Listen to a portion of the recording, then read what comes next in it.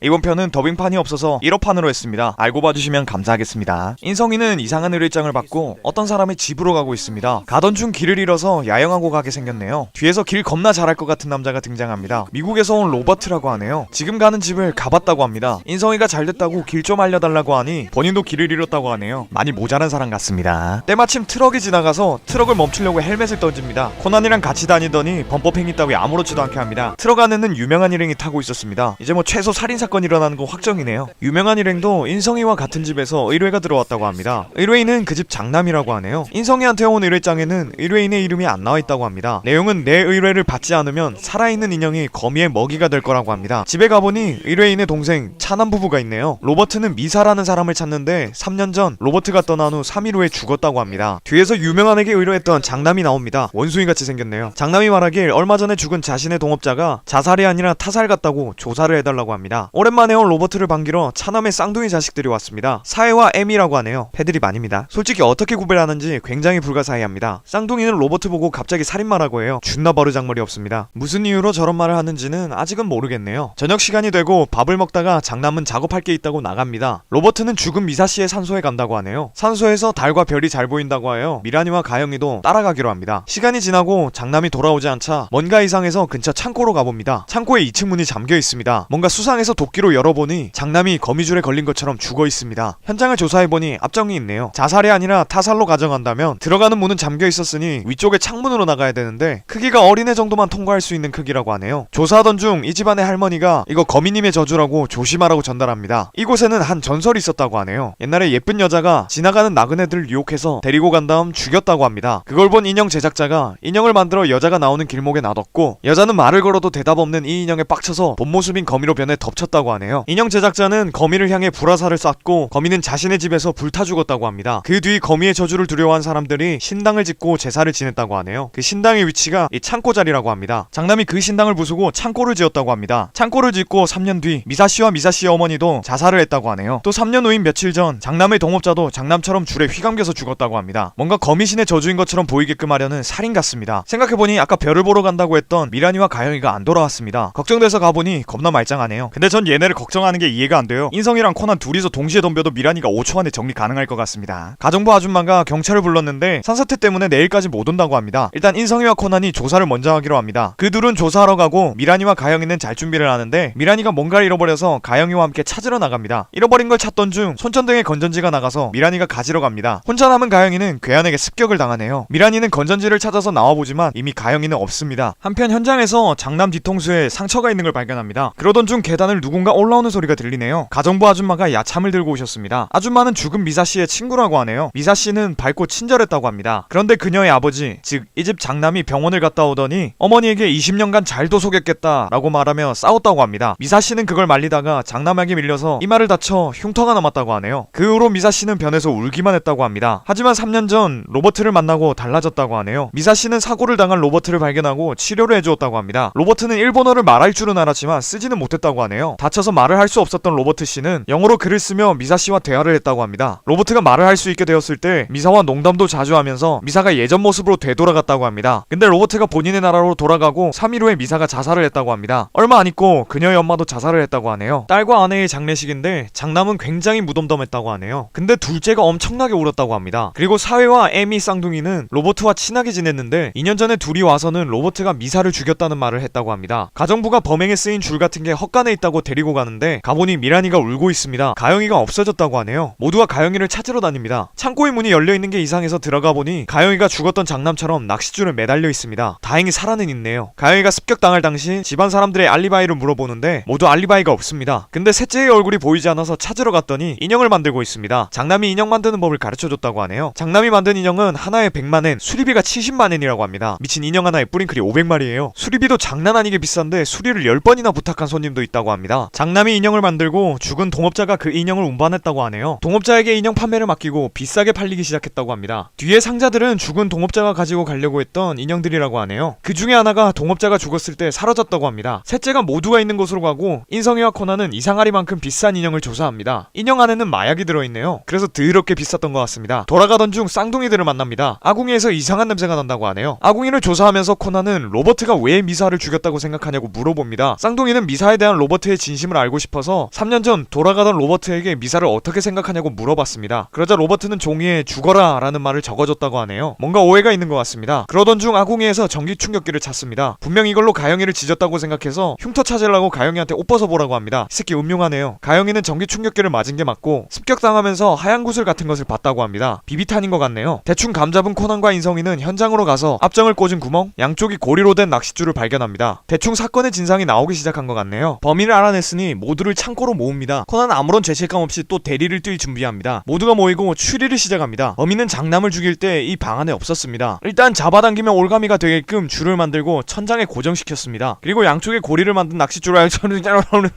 뭐 존나 복잡해요. 그냥 밖에서 당기면 목매달기 좋게 된다고 알아두시면 됩니다. 코난이 대충 완성된 모형을 보여줍니다. 이렇게 설치해두고 장남이 창문을 보게끔 만들고 밖에서 줄을 당기면 목매달게 만들어놨던 거죠. 장남은 비밀이 있었기에 문을 잠궜고 창밖에서 비비탄을 쏴서 창문 밖을 보게 만들었습니다. 범인이 이 같은 범행을 저지른 이유는 3년 전에 자살한 미사의 복수를 위해서라고 합니다. 범인은 장남이 미사씨가 본인의 친딸이 아닌 걸 알고 구박해서 자살한 것이라고 알고 있었습니다. 사실 미사는 이 둘째와 죽은 장남의 아내 사이에서 태어난 딸이었습니다. 개막장이네요. 둘째가 결혼하기 전 죽은 장남의 아내가 장남은 아이를 가질 수 없는 몸이지만 본인은 애를 낳고 싶다며 둘째에게 접근했다고 합니다. 약간 흔한 야동 스토리 같네요. 이 사실을 들키지 않고 있다가 3년 전 병원 선생이 장남에게 말해버려서 들켰다고 합니다. 미사와 미사 어머니의 장례식 때 겁나 온 이유도 이제 설명이 가능하겠네요. 미사가 둘째의 딸인 걸 안 건 미사와 사의 에미 쌍둥이가 이름이 이어지기 때문입니다. 이어붙이면 미사 에미가 되네요. 물론 패드립이 아닙니다. 하지만 범인은 둘째가 아닙니다. 진범은 로버트입니다. 산소에 가기 위해 창고 앞에 차를 세워놓고 미란이가 나오기 전 운전석에서 비비탄을 쐈습니다. 그 뒤 낚싯줄을 차에 묶어놓고 운전해서 차의 힘으로 줄을 당겼고 산소에 가서 줄과 총을 버린 거였습니다. 그리고 로버트는 3년 만에 이곳에 온 게 아니라 며칠 전에 장남의 동업자를 죽이러 왔었습니다. 그리고 인성이에게 의뢰서를 보내서 이곳으로 오게 하였고 3년 만에 이곳에 와서 산에서 길을 잃은 척을 하고 있었던 거죠. 로버트는 인형 안에 마약이 있다는 걸 알고 있었던 것 같습니다. 로버트는 동업자를 죽이고 동업자가 가지고 있던 마약이 들어있는 인형 하나를 훔쳤습니다. 그 후 장남에게 마약이 있으니 거래를 하자고 했습니다. 장남은 승낙했고 이 창고에 와서 살해당한 거였죠. 그러자 로버트는 장남이 줄에 매달려서 죽은 건 어떻게 설명할 거냐고 물어봅니다. 이 새끼 현장을 와본 적도 없는데 어떻게 알고 있는 걸까요? 코난이 또 나와서 천장을 보여줍니다. 계속 뒤에서 뜬금없이 튀어나오는데 왜 아무도 의심을 안 할까요? 불가사의합니다. 아무튼 줄을 저렇게 엉키게 해놓고 창으로 밖을 내다보게 되면 앞서 말한 것처럼 밖에서 줄을 당깁니다. 그러면 밧줄이 목을 조르게 되고 뒤로 당겨지게 되죠. 뒤로 당겨지다가 천장에 뒤통수 맞고 반대쪽으로 떨어지면서 엉켜있던 줄에 매달리게 되는 것입니다. 사건 현장을 보지도 않고 현장 상황을 알고 있으니 로버트가 범인이 확실하네요. 로버트는 범행 이유를 말하기 시작합니다. 장남의 동업자를 죽인 건 자신이 정말로 사랑했던 미사를 살아있을 이유가 없다는 식으로 말해서였습니다. 가영이를 그렇게 한 건 이제 의심을 받던 누가 다치던 상관없다고 생각해서 그랬다고 하네요. 근데 아마 미사가 자살한 이유는 로버트 때문이었을 겁니다. 로버트는 3년 전 쌍둥이들이 미사를 어떻게 생각하냐는 질문에 빛나는 사람이라는 의미로 샤이니라고 써서 줬습니다. 근데 이 멍청한 쌍둥이들이 영어를 못 읽어서 신에 한국어로 죽어라 라고 전달해서 미사가 자살한 거였죠. 쌍둥이가 살인자였습니다. 모든 사실을 알고 로버트는 연행되면서 왜 난 일본인이 아니었을까? 왜 그녀는 미국인이 아닐까? 라고 고장난 인형처럼 몇 번을 중얼거리며 갔다고 합니다.